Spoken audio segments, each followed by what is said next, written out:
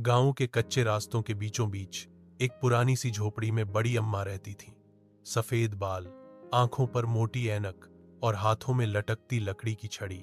उनकी जिंदगी का एकमात्र सहारा एक खूबसूरत दूध देने वाली गाय वह थी जिसे वह लाली कहकर बुलाती थीं।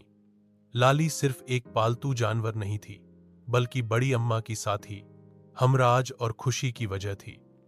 बड़ी अम्मा रोज सुबह सूरज निकलने से पहले उठती, लाली को चारा डालती, उसका माथा सस हिलाती और फिर उसके थनों से दूध निकालती, जो पूरे गांव में सबसे बेहतरीन और खालिस माना जाता था। अम्मा जी के हाथ का गर्म दूध बच्चों, बड़ों और बीमारों सबके लिए शिफा जैसा था।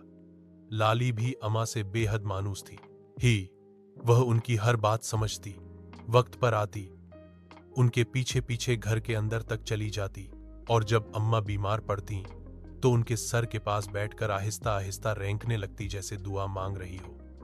एक दिन गांव में एक डॉक्टर आया जो बहुत धनवान और अभिमानी था। उसने अम्मा के दूध का स्वाद चखकर कहा कि यह तो खास चीज है, मैं इस गाय को खरीदना चाहता हूं, जितने पैसे मांगोगी दे दूंगा। अम्मा ने मुस्कुराकर कहा, बेटा लाली, मेरे पैसों की नहीं, मेरे दिल की है। उसे बेचना ऐसा है जैसे कोई मां अपनी औलाद को बेच दे। मगर डॉक्टर बाज ना आया। उसने एक दिन लाली को चुरा लिया। अम्मा सारी रात रोती रहीं, उनकी आंखों से आंसू थमे नहीं, उन खाने पीने का होश न रहा। लेकिन लाली भी कोई आम गाय नहीं थी। अगली ही रात वह जंजीर तोड़कर वापस अम्मा के आंगन में आ खड़ी हुई।